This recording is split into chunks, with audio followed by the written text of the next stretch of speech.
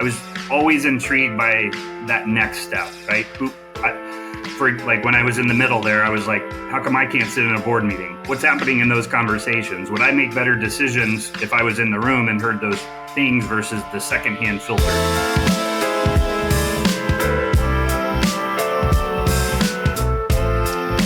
All right, welcome back to season 2 of the Untrapped Entrepreneur. I have my buddy Sean Heatley with me.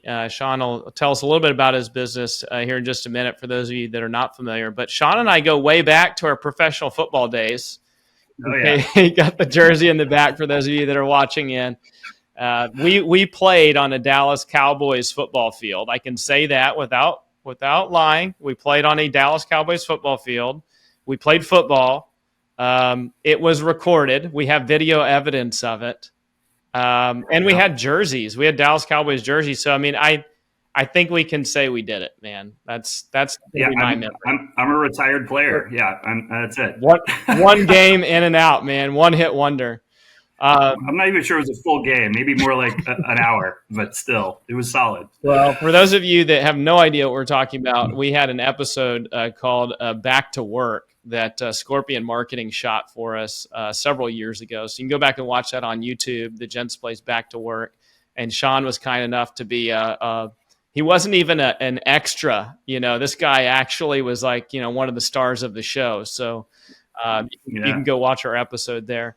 But Sean, for those of you that are not familiar with your business, you're COO and owner of Icon Electric Vehicles, an investor and advocate in Kidstrong and commercial real estate with NAC Development. I met you when you had Epic Carts. So just give us a little bit of your entrepreneurial journey, where it started and where you are today.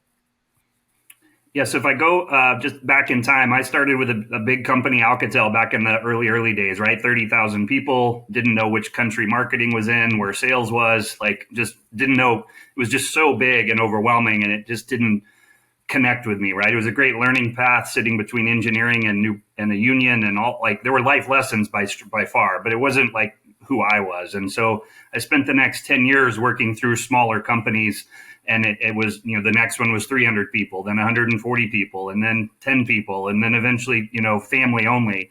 And so, but that's a journey of, call it 15 years of experiencing different kinds of company, right? Sewell was in the middle of it, a great family-owned 100-year-old business, phenomenal customer service. So, picking up nuggets along the way that give you who your adult identity, I call it, is when you get into the entrepreneur world. So, I was at a company, German-based company, another 100-year-old business. It was not going to be anything I could create or control, is what I concluded after about a year of employment.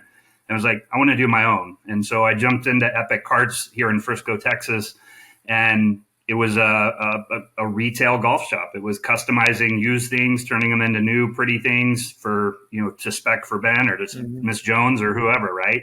And so it was tens of carts a month, very tiny business, a couple business partners.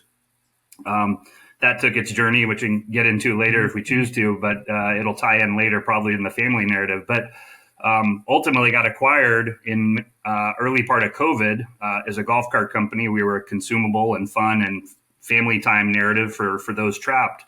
And so our business took off, and we're fortunate that we were, both still what they called, critical or allowed to work, and then able to actually sell what we had and had inventory. So we were fortunate, rode the ride through COVID, and then and grew, 4, 5, 6 times over that window. Now come out on the other side, and it's a different economy. The market's weird, and so we're fighting that journey like many business owners are as well. What to do with sales and margin and rebate and inventory and cash and all the fun stuff. So were you so that's kind of it. That's 20 plus years in a couple minutes. No, thank you for that. Were you intentional about like, I'm going to just continue to take a step down until I find myself in a employee number one of one, starting your own business? I had a very great mentor in the middle of that. Sorry, I had the phone on there. I had a very great mentor in the middle of that let me grow into those roles. And as one journey ended and we would get reunited back together, or he would guide me along the way. But I was always intrigued by that next step, right? For when I was in the middle there, I was like, How come I can't sit in a board meeting? What's happening in those conversations? Would I make better decisions if I was in the room and heard those things versus the secondhand filtered? And that it just always, just drug me into it, really, is what it did. And I just wanted, now you're in that room and going, gosh, how do I get out of the room? This is a burden, not an opportunity here. Get me out of here. Well, yeah, they say, what is it? The dog chasing the bus, and you finally catch the bus, right? It hurts. Yeah. So, well, your journey's interesting to me because I had spoken at Northwestern University to an MBA class years ago, and I was invited by a professor, Lloyd Shefsky, who wrote the book "Entrepreneurs Are Made, Not Born," and he makes this case that entrepreneurship, can be learned, and you can get out and start your own business.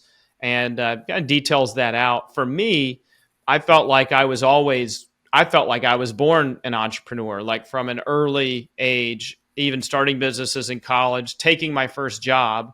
I told my boss, like, I want to start my own business in 5 years. And he was like, cool, I'm okay with that. I got declined by many other companies going, hey, Ben, you shouldn't have said that. Like, we're not hiring you. But I kind of knew that. Did you have, like, looking back, do you feel like you were an entrepreneur from the beginning, or do you feel like you were made into one over time based on what you learned? I think my definition of entrepreneur changed over time. So I thought I was, right? And I really did. And so I wanted more tasks, more information, more job responsibilities, right? But until we came to a pivot point in Epic's life, when I was a small dealer and I had my partners and I had a financial narrative we had to navigate, like that was the moment I really learned what an entrepreneur was. Mm-hmm. I'd always had some shelter, some protection, some level of parachute that is different than not having one. Mm-hmm. And that's so I don't think I knew I was one. I think my trait and the ability to live in chaos kind of makes me one, but I don't think you know what it is until you take that big first step, and there is no parachute. Yeah. Like there's really a distinct difference. Yeah, my old boss told me when he made me a partner in the business, a few years I worked for somebody, it was a startup, so it was almost like I was running my own business. But he said, you are on the harsh edge of reality. When things are great, it's your fault, and you can take credit for it. When things are not great, it's your fault, and you must take credit for it. And so I feel like that is that's the journey of an entrepreneur. You've got to be willing. The successes are great, but all of it falls back on you, and that burden can be it's too big for most people to carry. Yeah. Which you only need so many managers and business owners and leaders, and I think God kind of made the structure the way He did to make it all work. But I am fascinated by when I went up and spoke to that class, I kind of challenged my thinking, and I still don't know. I don't know what the right answer. I read the book and I'm like, I can see how entrepreneurs are made, but that's not me. Like I grew up not liking authority. Don't tell me what to do. I'm going to do my own thing. And I think I may have come out of, I think I may have come into this world with that mindset. So anyway, topic for another show. Maybe we can do a season on entrepreneurs. Are they made or born? And I can. My business partner, Roy, like the one that was Icon, that when we got it acquired and gave him together, like he's by far made like you are. He's just, he's probably been, I call him a cowboy. Like he's just a little crazy. Yeah. And that's what makes him what he is. And so he's even more of an entrepreneur. I think it's a continuum, right? There's different layers of us.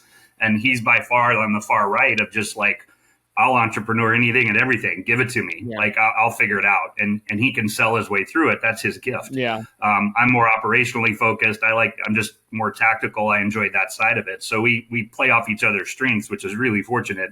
But at the end of the day, it's up to us to figure it out. And that's the ultimate challenge. Yeah. Well, hence your COO position and kind of this integrator role, probably a really good match with you guys coming together in that aspect. Oh, it makes for some sparks. Yeah. Healthy tension is good. That means you're using different parts of your brain. Well, man, I read that in the initial questionnaire that you'd sent over, and I know we've known each other for a long time, but didn't realize that you have 25 years in marriage. Huge accomplishment. Yeah. That's incredible. Yeah, we just hit that in September. So, big milestone. They always the bronze, the silvers, the golds, and all the different, gift layers they put over the top of it. But I think that is a tiny portion of what it really is. Man, that's for that's sure. amazing. Well, tell us a little bit about, because season 2 is about trying to navigate being married and working. We could talk entrepreneurship all day long, but I want to give our listeners some insight, some experience from someone who's been married 25 years and has a successful business. But give us the quick origin story. How'd you guys meet? And then we'll get into some of the business stuff. Sure. So we were college, freshmen at North Texas here in Denton, Texas. She was originally from Oklahoma, had moved to Garland her junior year, right? Kind of begrudgingly, right? Grew up her whole life up there, and parents said, "Hey, we got to go find work, and Texas is where we're going." So we have a constant Oklahoma-Texas battle, as I'm born and raised here. So, but anyway, she met in school just as goofball friends on the dorm floor. Started dating, lost a bet, and had to take her to dinner, and then it just kind of went from there. But we just started more as playful friends. Like, legitimately, I was playing volleyball, she was doing her thing in school, and it wasn't really it wasn't like I don't want to say this in a weird way, but like it wasn't this like hyper focused, like, I love you, like, we're never separable, like we can't stand in a room separated. Like, some couples are wired that way where they're together, and it's nothing I say is right and wrong. This is just the way we are, right? It's just what I've lived.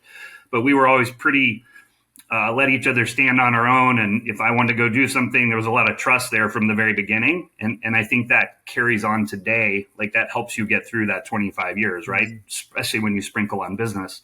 And so we just always had that dynamic, but just, goofy fun. We are who we are. We dress the way we are. And, there was no persona put on, or, there was not a lot of, there's emotions you dig through and all that takes time, right? Like any couple, but there was not a lot of, fake to us at the beginning, right? It was pretty real and raw. Yeah. So, well, but anyway, we did that and, went through school, both came out working, and then, our careers took us where they took us. But and then we have a 10-year-old Grayson in the middle of all that had its own journey, but to test the marriage some more. But it was, so 25 years, very fortunate. Erica's a great person, and just wouldn't do it any other way. It's awesome. How many kids do you guys have? Just one. We got G. She's 10. So we had her through the course of IVFs and surrogacy, and kind of its own 7-year journey in the middle of all this while the business layer was going on. And so that offer, lots of people listening have gone through it, or they find out the first time they are going through it that there are a lot of people out there that have done these similar things, but nobody talks about it, right? It's like being a successful entrepreneur or not, or being broke or not, or nobody talks about it, right? They bottle it all up. And we found surrogacy and all that stuff to be kind of similar in that regard. Yeah. Well, a lot of interesting challenges, including that along the way. And, you guys have been together this entire time. So you went from being an employee of a big company to smaller companies to that moment where you said, I'm assuming you said, "Hey, I want to start my own business." But tell us about that moment in time, how that conversation happened when you finally said, "Hey, I'm going to take the risk and make this happen." So there were two different conversations. One was what I called with the parachute, right? So Erica's working. She's been a buyer in the retail world for nearly 21 years.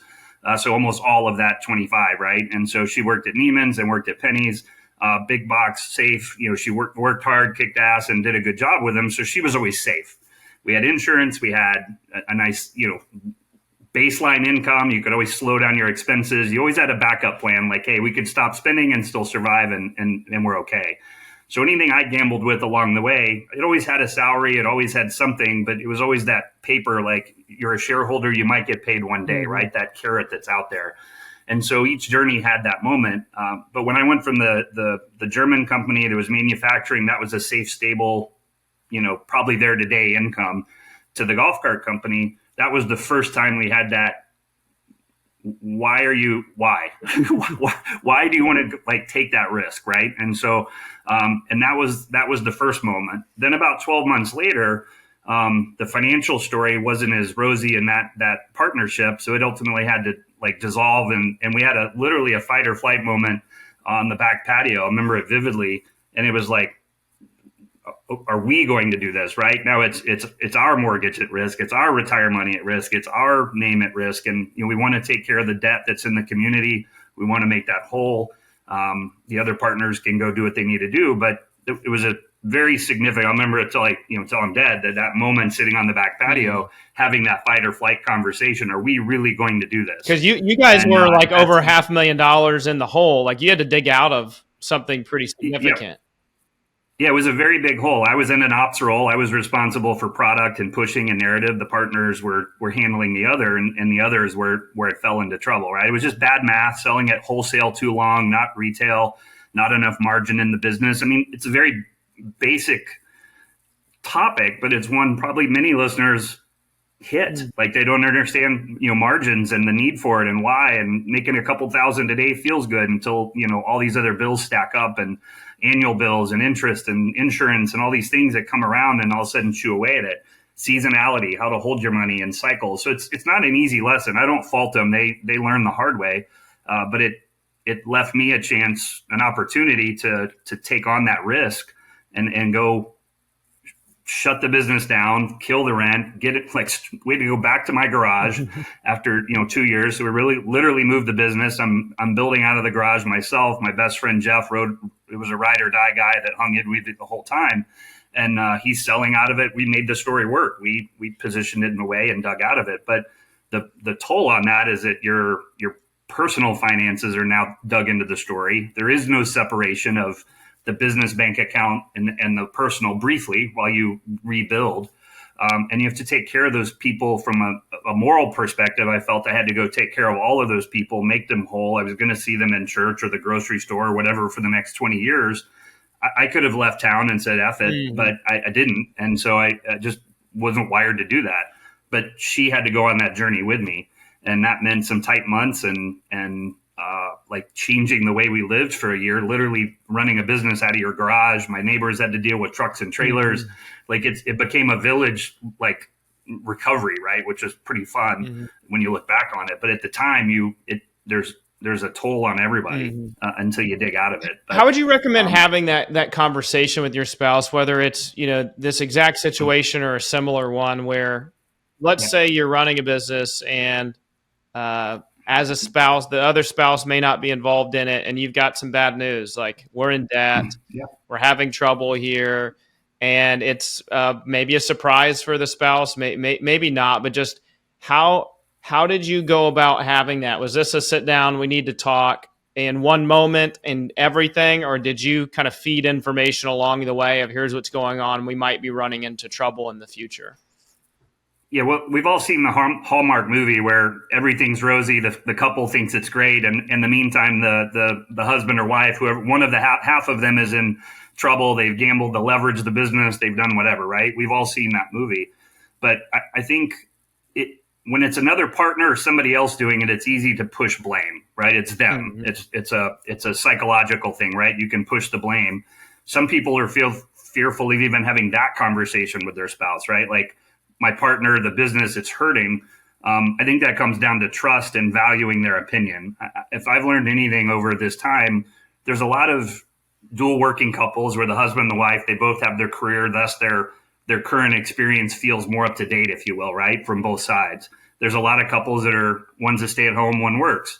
And there tends to be a discount of, I think, socially, to that stay-at-home spouse, their opinion or their working knowledge of business, right, is often discounted too much. I think that trust and that I can't talk to them, they don't understand it, or I'm afraid to share this bump in the road because it's just a small bump in the road, even though that outside view may be really critical to the pivot, right? It at least makes you think. And when you're an entrepreneur, you're alone. Like the closer you are to the top, I don't care if you're the AT&T CEO or who you are, it's a lonely place. And you need different perspectives and opinions in your life. Your spouse is, in my opinion, one of the most valuable even though it annoys the living hell out of you Mm-hmm. sometimes. Like it just bugs you. Like they can't be right. I'm the one. I'm the crazy one. I'm the gambler. I got to know all the answers. You go have a beer with a buddy, or you go talk to a mentor. Those are all great resources, but that spouse, I think, is sometimes overlooked as they know you best. They know your tendencies. They know what you're shying away from. Maybe they know they read people differently, so they can maybe tell when a partner, like, hey, think twice about this guy or this girl. Like you have to trust them. And it's not easy. Like I ate crow a lot. It's hard. And she'd be the first to tell you, if she was sitting in the background, she'd be nodding her head. And it goes both ways. She doesn't understand the gambling sometimes, why take the risk, and I don't understand her logic sometimes, why to be conservative within the game of risk, right? Or just take a different road. Yeah. But it's hugely trust and pride, man. You got to check the pride at the door sometimes, and it will kill you. Like it'll be the one thing that eats your business is your inability to ask for help, right? It's hard. Yeah, there's been a wide range of opinions on this during this season on how your spouse who's not working in the business with you, how you position your spouse in the business. Is this someone that is an advisor that you can ask questions to, and they look at things differently because they're outside?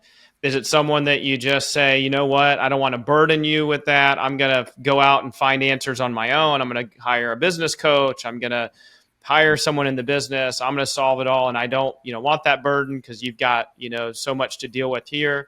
But I think the common theme, or the most common theme, is to have your spouse be some sort of sounding board. And you do run the risk, though, if you share just a little bit of the story and the story is bad, for them to freak out and go, wait, hold on. What are you saying?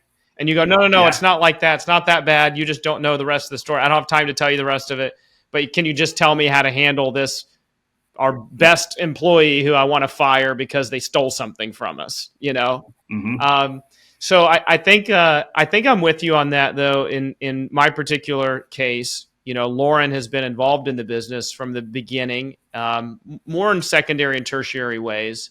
But I have had those times where I've come and I've said, man, this is really heavy.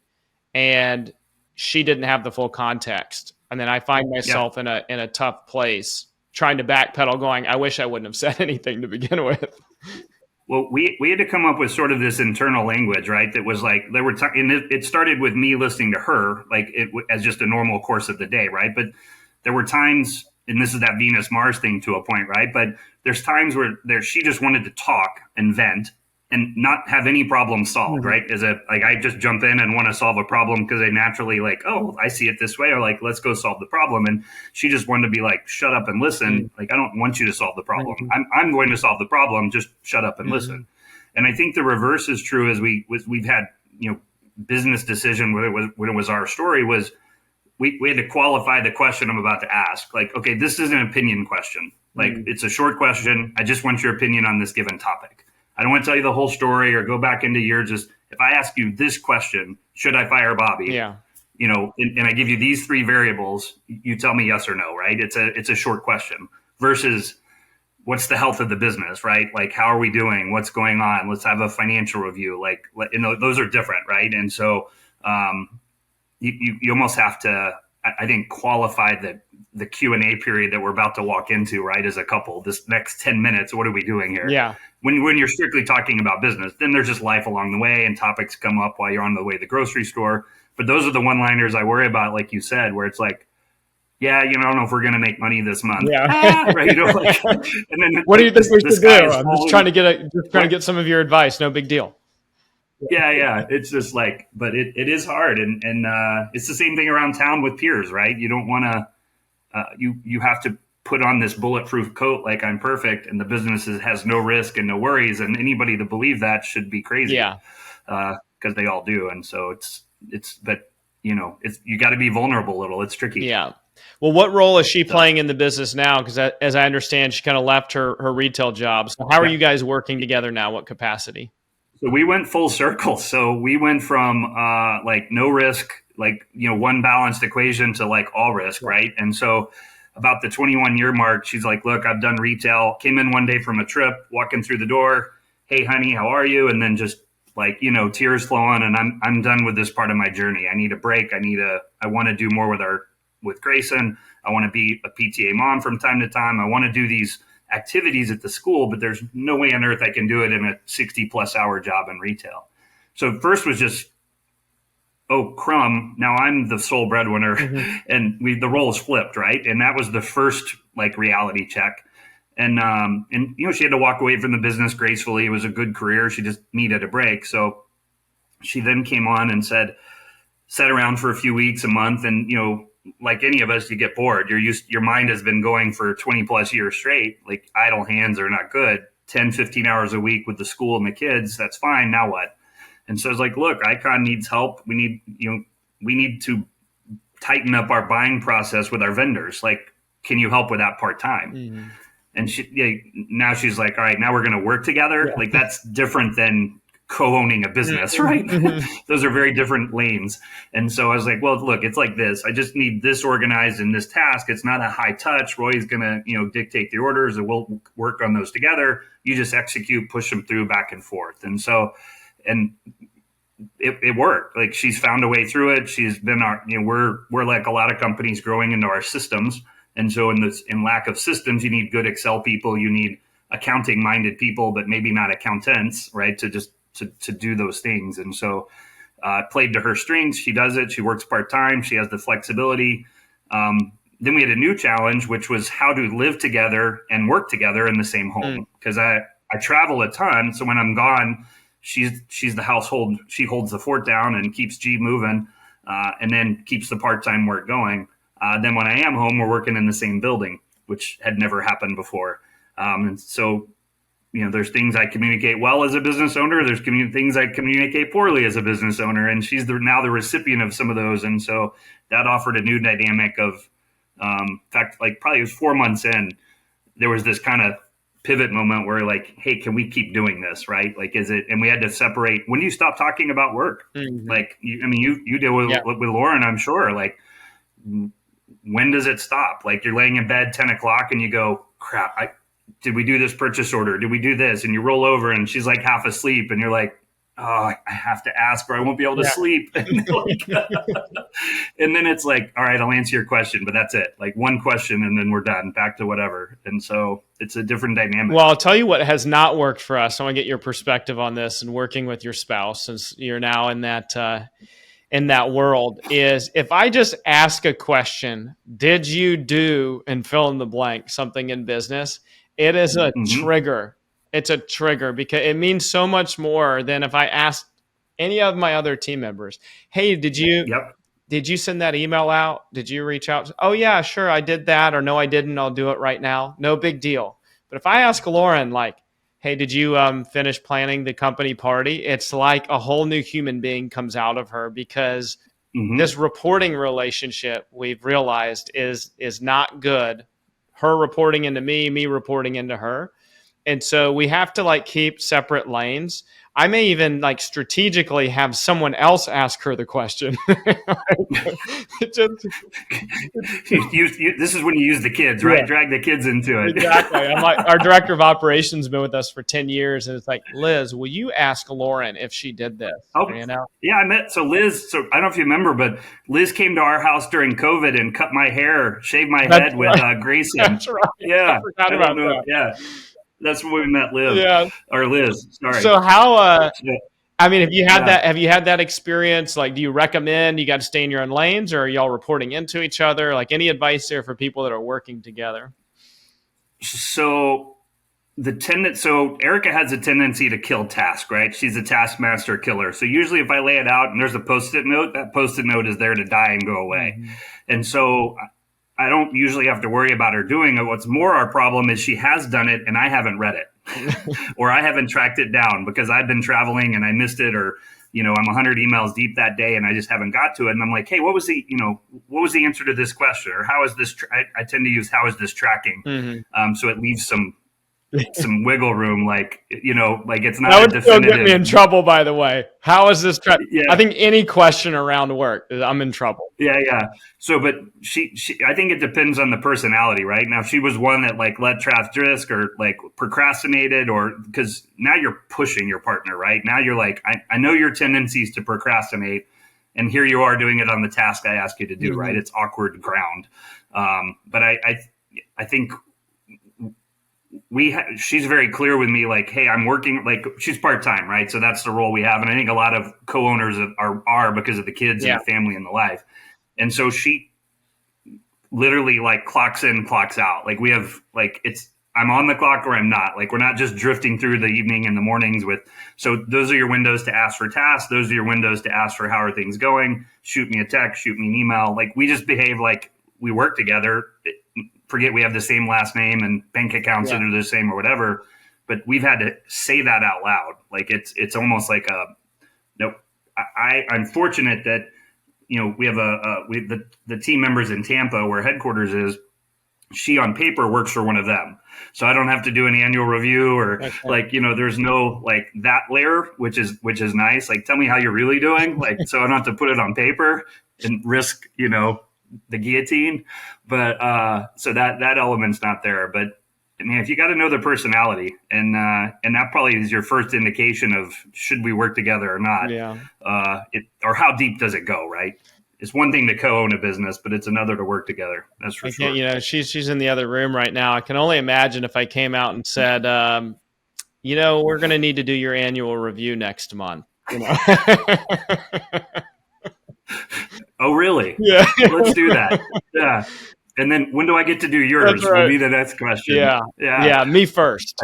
Uh-huh. Yeah, that can be a challenge. Well, we talked to the owners over at Hari Mari. Man, they are working in the business together and have since inception, and I think they do Mm-hmm. a really great job doing that. That's probably the most difficult, I would think. There's challenges with your spouse not knowing anything about what you do. Some people are like, I have no idea what that guy does for a living. Both extremes, can have some challenges there, but sounds like you guys are working it out. I could use some advice from you on that front. No, it's not perfect. There are tough days, right? I don't want to make it sound like it's all figured out because that's not the way it is. But there's learning when to how to have the conversation is probably the biggest battle, right? Like if Yeah. you can figure that out, and then whatever the topic is, insert X. It can help to know how to have it. I like the defined work hours. I hadn't heard that before. That's if you have some boundaries around that, and then outside of those work hours, we're not talking about work. I think that could be pretty helpful. Well, hey, I want to take Well, a quick break, real quick, on the Gent yeah, Store, sure. and talk about an exciting new project that we have working. And but before I do, Sean, before we wrap up, so think about this question we asked you before the show, and I'll ask it a little bit differently. But in optimizing marriage and business, and even going back to your 25-year ago self, and starting a business, for the first time. I know you didn't do it 25 years ago, but go back and pretend like you're newly married and newly starting a business. What advice would you give yourself during that time? And then just anything you would have changed along the way, just any advice, kind of giving some experience and perspective, because our listeners are at all different parts of the journey right now. As we talked about before the show, some are like, I've got this girlfriend or boyfriend and I want to start my own business. How do I have that conversation? Some are knee deep in it. They've got the business and they've got the marriage and it's hard. Some are in the position you were in. They're married and they're happily married, but they have this itch. Like they've got maybe some savings in the 401k that they want to spend on opening a business instead of saving for retirement, or maybe there's not a lot in Yeah. the bank account and they want to have this conversation with their spouse. All different parts of the journey. So anything that you want to share there. But before we hear from you on that, the Gent Store. So you guys have heard about the Gent Store over the last many episodes. And we started this concept, e-commerce concept, thegentstore.com, Sean, for people that go into the Gents place and they love the membership there, but they were just wishing that we were a lower price, even though we're like the nicest place in town. inflation, we're increasing prices all the time. They wish they could, like buy a $200,000 Bentley for $1,000. Wouldn't that be a dream? Mm-hmm. Okay, so we've made that real for them, where when you shop on thegentstore.com, you get 20% back of all of your purchases in the form of an annual membership credit. So you spend $1,000 with us on the site, $200 magically comes back and reduces your annual membership fee. So you could potentially get a membership at no charge at the Gents Place through shopping on the Gents Store. So we've got over 3,000 products. I want to talk to you about golf carts and Icon getting on the site, because we actually have Janus Motorcycles is getting on the site. Yeah. Like, we're selling some really cool stuff. So we need to chat about that. But you guys go to thegentstore.com, use Untrapped as a promo code for free shipping. And if you're outside of the Gents Place market, you're in wherever we're not, Seattle, Washington, or something like that, you'll still find the site amazing. You'll get free shipping and a lot of really cool products. Leather goods, motorcycles, coffee, everything in between. Hopefully golf carts and electric vehicles of all kinds coming soon. So, Sean, what do you have for our married folks, soon to be married folks? Any advice going back to your early self? What advice would you give yourself or the audience here? So I think, like, there's a financial element to a lot of this, and I know that's a weird place to start. But when we were young and just getting married, we had that conversation of who pays for what. How do you save the money? Where did I've heard lots of different formulas over the years, but what worked for us was we had all our money come into one place, right? The mission was protect the house always, right? So whatever those bills were at the time, cars, bills, house, whatever, protect that first, and then we give ourselves an allowance. And it was like $200 every couple weeks, or it was like nominal, right? It was like not crazy money. But with that allowance, you do whatever you want. Like, there's no questions asked. I don't care if you go to a bar. I don't care if you go to the shoe store. I don't care if you go to just save it. Like, do whatever you want, but that's your allowance, right? And so we maintain that to this day. Like, that is still our narrative. And so, and it's still like $200. Like, we didn't change the economy of it. Like, it raised a little over time, but it made us justify joint things together. Like, hey, we're going on a trip. Okay, cool. Do that together. Or, hey, I'm doing this. Like, that's joint money. Or, hey, I'll pay for that. I mean, no matter what we've earned, whether it was, 50 grand a year or 200 grand a year, it still made us have that conversation, because if our allowance was small, then we could only, it almost forced the dialogue to spend bigger. Right. And so I want to go buy a $2,000 bike. I want to go buy that's hanging on the wall doing nothing.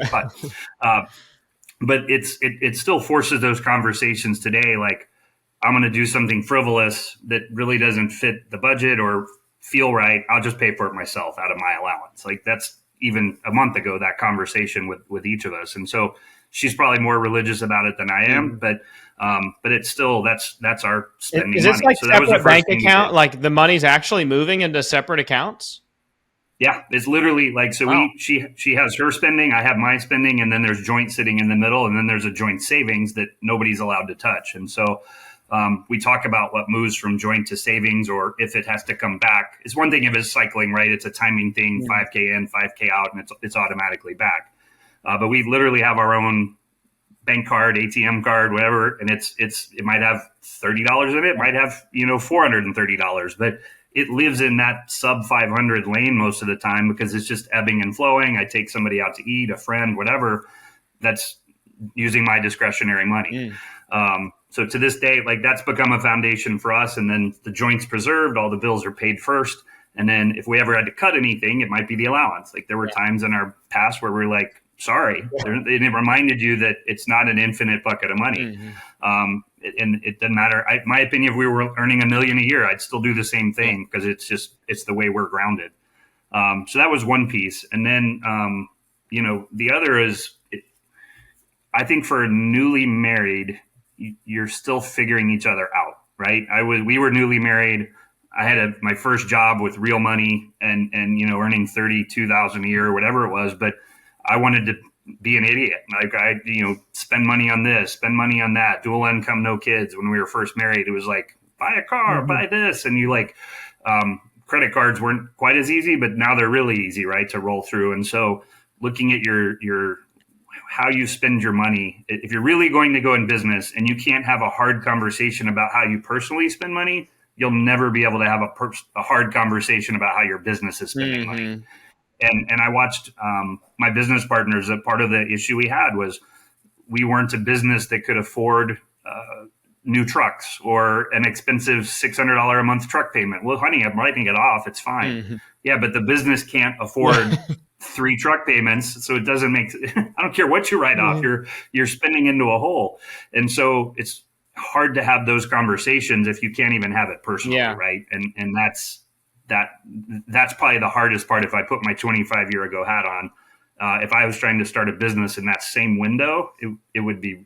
For us, it would have been rough. Man, I love that advice, the finance piece, because I feel like that's where as a couple, we're the least disciplined, because like we've been together since we were 16 years old as kids. And when we got together, we didn't have our own bank accounts, and like we kind of raised each other. And so everything has been everything comes out of, one pool. Then we started business early on.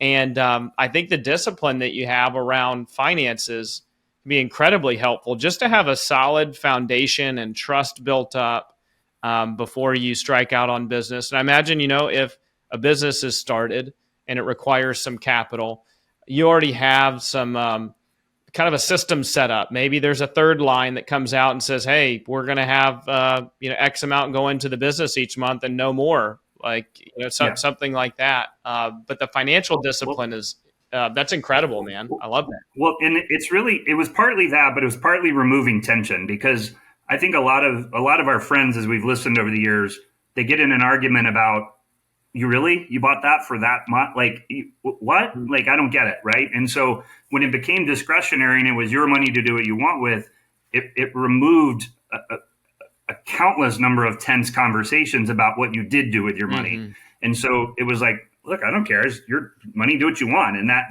eliminated the entire negative conversation, which then leaves mental bandwidth for the real conversations that one might want to have. Yeah. And so if you're going to layer business on top of that, I think the same is true. There's the core business and protecting it. And then there's, distributions, or how much do we take out, or like, what are our reserves for this, that, or the other, bad debt reserves, or like, how do we protect ourselves? I mean, when Erica would joke if she was standing here, when we first got married, she thought savings was like $1. Yeah. Like, she didn't care. Like, she was like, it just, she wasn't wired. How you grow up affects some of your tendencies, right? When it comes to money. And so some people are so rigid budget that they like one penny off and it drives them crazy, and they get in a battle and a fight. And if you're going to go into that mode with business, there's unexpected expenses, there's unexpected things, and like having buffer and reserves and a cushion, but you have to save for that. You have to plan for that. And if you don't do it personally, it's really hard to do it professionally. Or you do need separation of church and state. And some couples probably thrive with not talking about the business, but I think you almost owe it to yourself to do a quarterly report or a board meeting at the kitchen table to tell the story of the business. Or you run the risk of, I don't know what the word is, but the gap grows, right? And then when that really bad day comes, or the really good days, it's like there was no build up to it one way or the other. Yeah, it comes right? out of nowhere. Comes out of nowhere. Yeah, and so that's what's, I think, blows people out of the water and causes them. Business blew up, divorce blew up, family blew up, and it just all like just house of cards like goes. And it's very it's troublesome on the kids and everybody else around you, your friends that get affected by that. If all you had done is shared the story along the way, however ugly it is, sometimes it just is. It's helpful in the long run, but it's hard to believe that in the moment sometimes. Well, and I don't know what all the statistics are exactly, but I know that the vast majority, I think we're at 60% divorce rate, something like that in the United States. I would think that divorce rates among those that are business owners are probably higher, because it's just high stress environment. And I hear that finances are like either number one or way up on the list, something regarding finances. So I am shocked just thinking about that, how little we've talked about it in season 2 so far. And so I think that's really sound advice, is like, get your financial house in order, because that's just one thing that is highly likely to cause a marital dispute that you can with a little bit of discipline and structure, you can kind of check that off the list, and maybe something else will blow up your marriage, but that potentially won't. Well, and I'll say it a different, like, it's hard. Like I was doing the show with Tyler, right, Mm-hmm. years ago. And then I remember he was getting into commercial real estate, and I was like, God, I would love to be a little diversified, right? And just have things in different lanes and not all in one kind of product or one kind of business. And I remember him telling me vividly, like, sometimes you have to start small with these investments, right? And you can't go buy a $2 million piece of commercial property. That's probably not in most people's ability. But if you can find a way to be $5,000 in a deal, that was Kid Strong for us. It was a way to grow into a narrative. Like, a lot of entrepreneurs want mailbox money. So, but you have your core business, and then how do you diversify, right? And so for Eric and I, it was like Kid Strong kind of became our family together entrepreneur project. That was something we both believed in, and it was a small investment. And that kind of balanced out the crazy that was in the other lane, which was the golf carts. Like, she wasn't passionate about carts. She was happy to support me, but Kid Strong was something we both believed in, was a little entrepreneurial, and it took years for them, Matt and Megan, to do their thing. But it's come to fruition for us that it's slowly built into 1 store, 2 stores, 3 stores, and multiple over time, just like you built your business. But we had to find some common, like some cowboy moments that we could both live with, right? And to build that connection deeper in a business layer. And so Kid Strong was that for us, and now Knack Development was the next one we're trying. So, but that's 6-7 years of little building, and not just like, boom, here's 200 grand, let's go. Yeah. Like, that would have freaked us out. Yeah. And it took a lot of little baby steps to get there, right? As a couple, right? As an investment group. So for some, it may depend how you entered the marriage, right? Are you coming, is this a second marriage? You're coming in with different assets. Like, you have a different story. I do my thing, she does theirs, and it's completely separate. Or are you 16, 18, 19 years old like we were, and creating the whole thing along the way. Very different perspectives. Yeah, I love it. Well, I don't know how active you are on social media, or if you want anyone to follow you, but if they want to know more about Sean Heatley, where's the best place to find you, online or email or anything? So most of my stuff is in LinkedIn, realistically, personally. Like, our icon is more, Instagram, Facebook. We have a lot of different groups out there for the golf cart side of life with Icon EV. But for me, I'm on the LinkedIn world. That's probably where the best bio and the narrative is. And I keep up with Facebook a little, but I'm not near as active on there as I once was. Yeah. All right. So, awesome. All right. Well, Sean, thanks for coming on the show, man. It's great to catch up with you, and we'll talk to you again soon, buddy. Hey, Ben, appreciate you. Thanks for having us. And to all you entrepreneurs out there, man, good luck, and trust yourself. Yep, thanks. All right. Bye.